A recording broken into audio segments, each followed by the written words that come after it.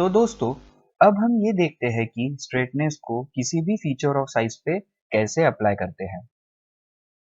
जब भी कभी हमें एक्सिस का स्ट्रेटनेस कंट्रोल करना होता है ताकि इस शाफ्ट में कोई भी बो या बेंड ना हो और ये जो शाफ्ट है ये पूरा स्ट्रेट हो, तो ऐसे केसेस में हम फीचर ऑफ साइज पे स्ट्रेटनेस को अप्लाई करते हैं।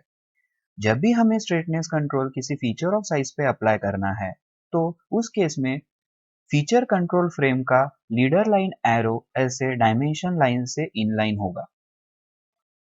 जब हम ऐसे दे रहे हैं तो इसका मतलब ये है कि पार्ट 24 से 26 के बीच में किसी भी डायमेंशन पे प्रोड्यूस्ड हो सकता है, लेकिन जो बेंड है वो 1 mm से ज्यादा नहीं हो सकता है।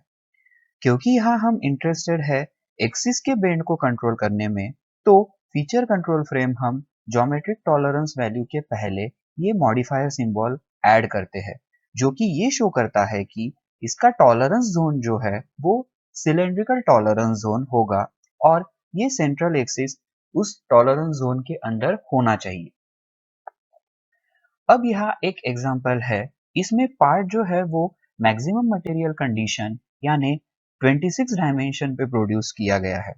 तो जब पार्ट 26 पे प्रोड्यूस हुआ है तो यहाँ पे मैक्सिमम 1 mm का स्ट्रेटनेस एरर हो सकता है, यानी 1 mm का एरर जो बेंड है वो हो सकता है। इस पार्ट को एंटर करने के लिए एक आउटर बाउंड्री की जरूरत है, जो मिलती है जब हम टॉलरेंस ज्योमेट्रिकल टॉलरेंस को उसके मैक्सिमम मटेरियल कंडीशन के साथ ऐड करते हैं। तो यहाँ मैक्सिमम मटेरियल कंडीशन 26 है और ज्योमेट्रिकल टॉलरेंस 1 है, तो इसकी आउटर बाउंड्री जो होगी वो 27 mm की, यानी इसका जो एनवेलप साइज होगा वो 27 mm का होगा। तो पार्ट जो 26 mm पे प्रोड्यूस्ड हुआ है और उसमें 1 mm का ज्योमेट्रिकल टॉलरेंस है, उसे इस 27 mm के एनवेलप में एंटर करने के लिए ये एनवेलप होना जरूरी है, जिसकी साइज 27 mm होगा। तो ये एक वर्स्ट केस बाउंड्री रहेगी। तो दोस्तों, आउटर बाउंड्री के लिए ये उसका फॉर्मूला होता है, इसे ही हम वर्स्ट केस बाउंड्री भी कहते हैं।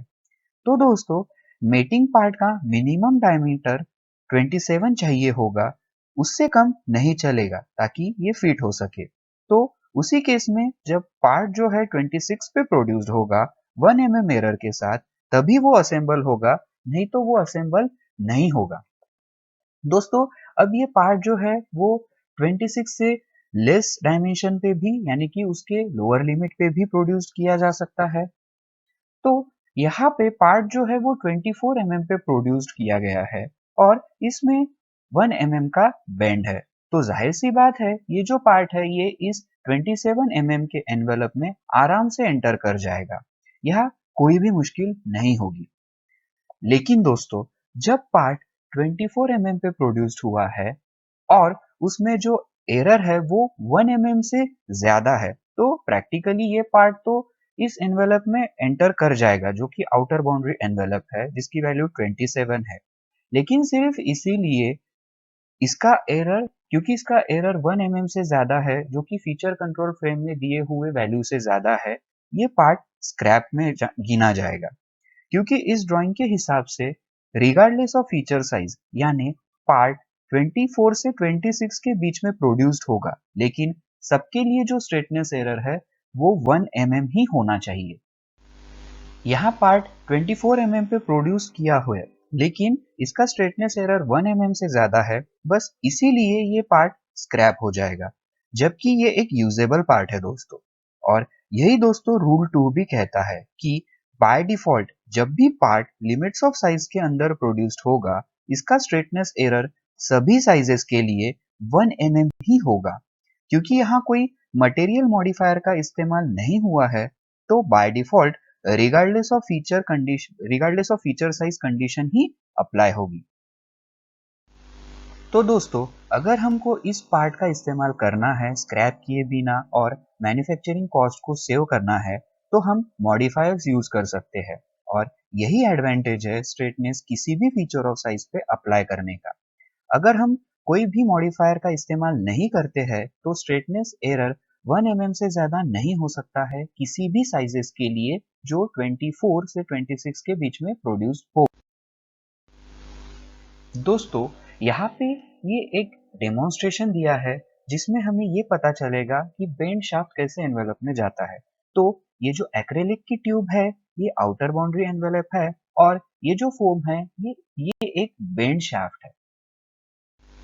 तो दोस्तों, अब हमने यहाँ एक मॉडिफायर का इस्तेमाल किया है, तो इसका क्या मतलब होगा?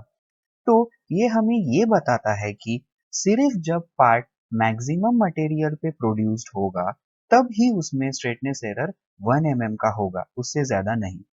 तो यहाँ जब पार्ट मैक्सिमम मटेरियल कंडीशन पे प्रोड्यूस्ड होगा तो उसमें मैक्सिमम एरर 1 mm का होगा।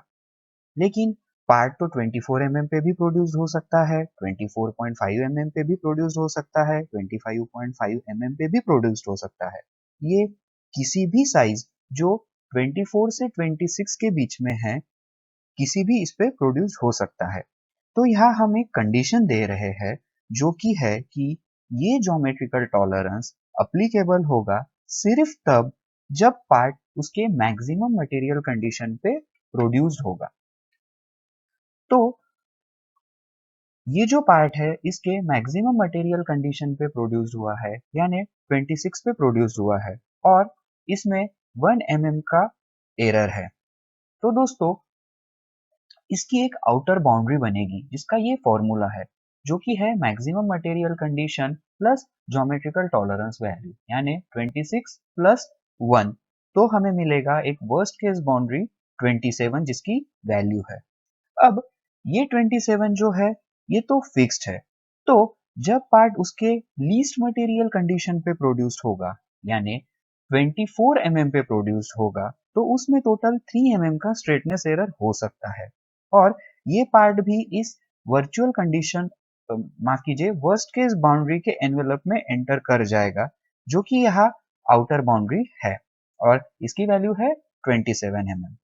तो अब हमें ये 3 mm का जो एरर है ये कैसे मिला? तो दोस्तों, यहाँ पे 24 mm जो है वो एक्चुअल साइज है और 26 mm जो है वो मैक्सिमम मटेरियल कंडीशन है और इन दोनों के बीच का जो डिफरेंस है वो है 2 mm। तो ये 2 mm जो है उसे हम बोनस टॉलरेंस कहते हैं और यही 2 mm बोनस टॉलरेंस जो है वो हम इस 1 mm ज्योमेट्रिकल टॉलरेंस को ऐड करते हैं। तो टोटल हमें 3 mm स्ट्रेटनेस एरर मिलेगा।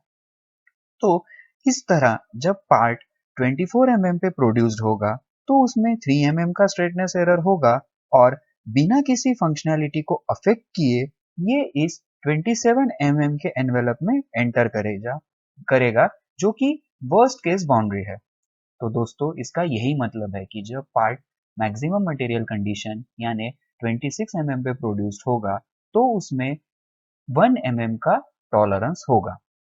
तो इस तरह से हमें फिक्स्ड साइज टॉलरेंस जोन से फ्लेक्सिबल साइज टॉलरेंस जोन मिलता है दोस्तों। तो दोस्तों, इस तरह से जब ये पार्ट 24 mm पे प्रोड्यूस्ड होगा तो उसमें 3 mm का जो एरर हमें मिलेगा।